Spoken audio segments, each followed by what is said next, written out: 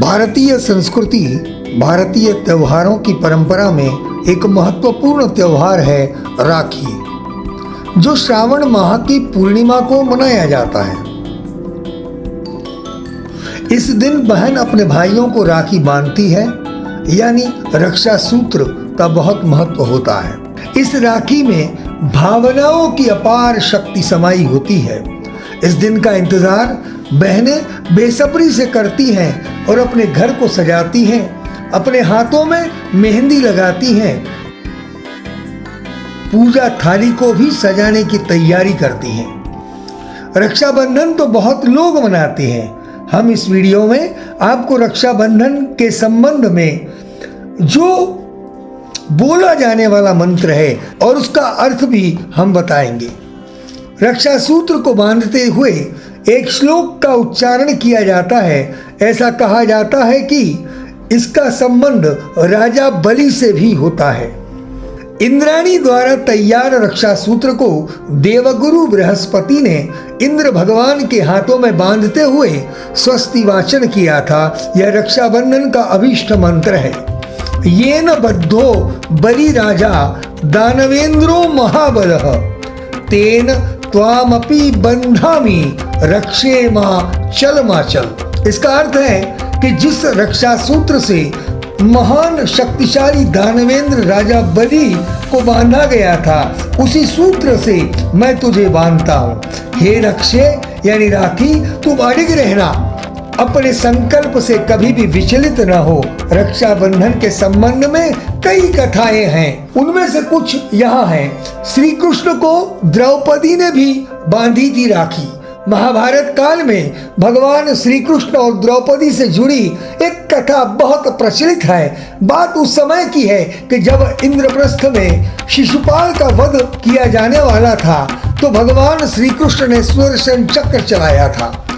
जब सुदर्शन चक्र चलाया था, उसके दौरान भगवान श्री कृष्ण की उंगली में लग गई थी और काफी रक्त बहने लगा था।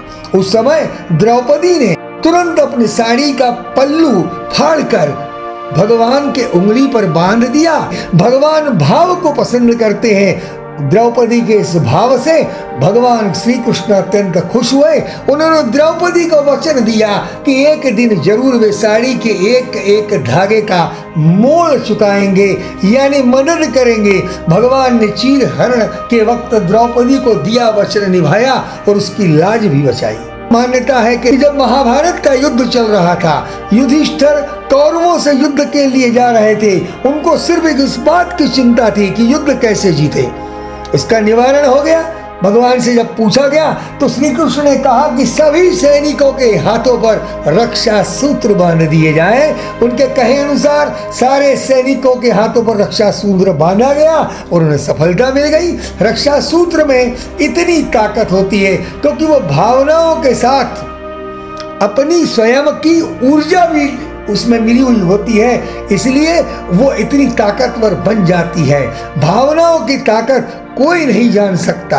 दूसरी एक और मान्यता है कि भगवान विष्णु के वामन अवतार में जब राजा बलि के दान से खुश होकर भगवान विष्णु ने राजा बलि से वरदान मांगने को कहा, तो राजा बलि ने कहा कि भगवान विष्णु एक काम करो कि पाताल लोक में मेरे साथ रहने को चलो। भगवान विष्णु बलि के संग पाताल लोक रहने को चले गए। इससे माता लक्ष्मी बहुत दुखी हुई, परेशान हो गई और फिर वह रूप बदलकर राजा बलि के पास पहुंची। राजा बलि के सामने जाकर थोड़ी व्यथित हुई। तब बलि ने उससे पूछा कि क्या कारण है, आप व्यथित क्यों हैं? तब माता लक्ष्मी ने कहा कि कोई मेरा भाई नहीं है ना, इसलिए। इस तरह राजा बलि लक्ष्मी माता के भाई बनकर उनकी वह इच्छा पूरी कर दी और वहां पर उन्होंने बंधन बांध दिया। जब लक्ष्मी माता ने राजा बलि को राखी बांधी, रक्षा सूत्र बांधा, तो राजा बलि ने अपनी बहन को उपहार मांगने को कहा। तब माता लक्ष्मी ने उपहार में अपने पति विष्णु यानी भगवान विष्णु को मांगा और कहा कि पाताल लोक को छोड़कर हमारे साथ इन्हें भेज दिया जाए, और अपने साथ जाने की बात कही और वो भगवान विष्णु को लेकर अपने लोग निकल पड़े। इसलिए हम ये कह सकते हैं कि रक्षाबंधन का बहुत महत्व है, रक्षा सूत्र का बहुत महत्व है, इसकी भावनाओं का बहुत महत्व है। हमारे भारत में यह बहुत अत्यंत प्रेम से मनाया जाता है।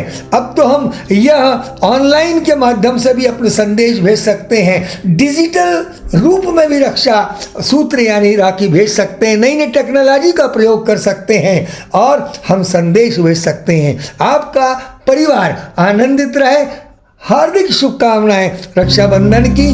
Be happy. आपका मित्र चंद्रशेखर तापी। प्रणाम, नमस्कार।